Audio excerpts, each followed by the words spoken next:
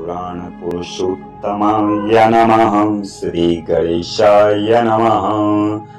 श्री गुरुचरणकमलेभ्यो नमः। इष्ट देवताभ्यो नमः। मातृपितृचरणकमलेभ्यो नमः।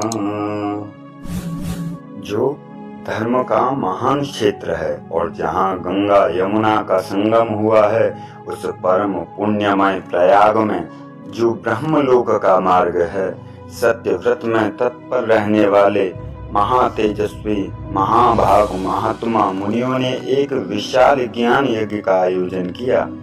उस ज्ञान यज्ञ का समाचार सुनकर पौराणिक ऋषि शिरोमणि व्यास शिष्य महामुनि सूत जी वहां मुनियों का दर्शन करने के लिए आए। सूत जी को आते देख करके सब मुनि उस समय हर्ष से खिलखिला उठे और अत्यंत प्रसन्न चित्त से उन्होंने उनका विधिवत स्वागत सत्कार किया। तत्पश्चात उन प्रसन्न महात्माओं ने उनकी विधिवत स्तुति की। विनय पूर्वक हाथ जोड़कर उनसे इस प्रकार कहा, हे सर्वज्ञ विद्वान रोमहर्षण जी, आपका भाग्य बड़ा भारी है। इसी से आपने व्यास जी के मुख से अपनी प्रसन्नता के लिए ही संपूर्ण पुराण विद्या प्राप्त की। इसलिए आप आश्चर्य स्वरूप कथाओं के भंडार हैं। ठीक उसी तरह जैसे रत्नाकर समुद्र बड़े बड़े सारभूतों तथा रत्नों का आगार है, तीनों लोकों में भूत वर्तमान और भविष्य तथा और भी जो कोई भी वस्तु है वह आपसे अज्ञात नहीं है।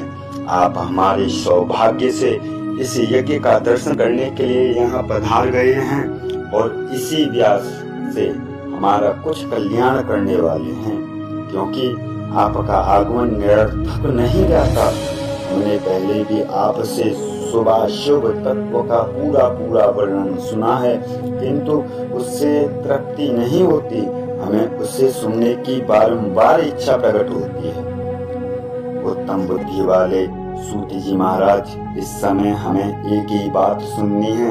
यदि आपका अनुग्रह हो तो गोपनीय होने पर भी आप उस विषय का वर्णन करें जो घोर कलयुग आने पर मनुष्य पुण्य कर्म से दूर रहेंगे, दुराचार में फंस जाएंगे और सबके सब सत्य भाषण से मुंह फेर लेंगे, दूसरों की निंदा में तत्पर रहेंगे, पराये धन को हड़प लेने की इच्छा करेंगे, उनका मन पराई स्त्रियों में आसक्त होगा तथा वे दूसरे प्राणियों की हिंसा किया करेंगे, अपने शरीर को ही आत्मा समझ बैठेंगे, मूढ़ नास्तिक और पशु बुद्धि रखने वाले होंगे, माता पिता से द्वेष रखने वाले होंगे, ब्राह्मण लोभ रूपी ग्राह के ग्रास बन जाएंगे, वेद बेचकर जीविका चलाएंगे, धन का उपार्जन करने के लिए ही विद्या का अभ्यास करेंगे और मद से मोहित रहेंगे, अपनी जाति के कर्म छोड़ देंगे, प्रायः दूसरों को ठगेंगे, तीनों काल की संध्योपासना से भी दूर रहेंगे और ब्रह्म ज्ञान से शून्य होंगे।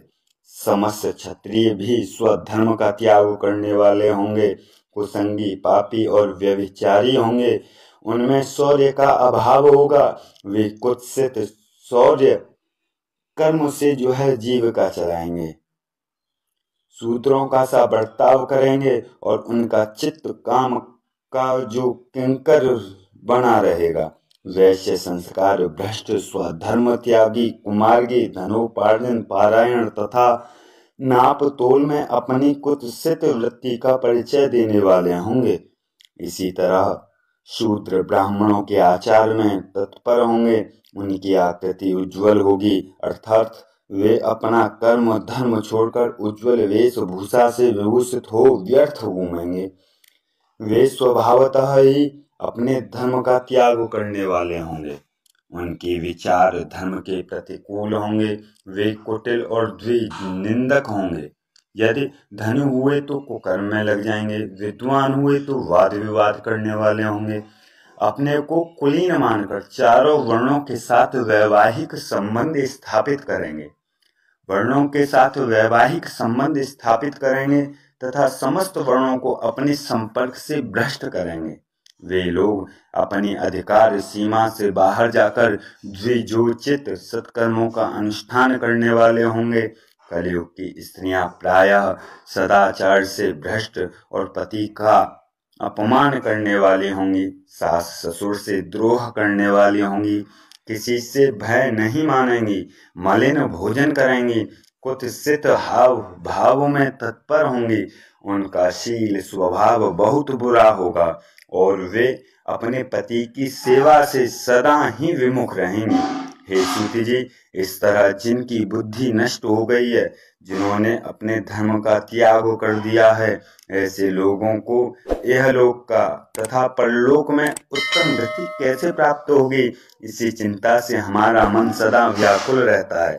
परोपकार के समान दूसरा कोई धर्म नहीं है, अतः जिस छोटे से उपाय से इन सब के पापों का तत्काल नाश हो जाए, इस समय उस उपाय को कृपया पूर्वक बतलाइए, क्योंकि आप समस्त सिद्धांतों की ज्ञाता हैं। तभी व्यास जी कहते हैं, उन भवित आत्मा मुनियों की यह बात सुनकर सूत जी मन ही मन भगवान शंकर का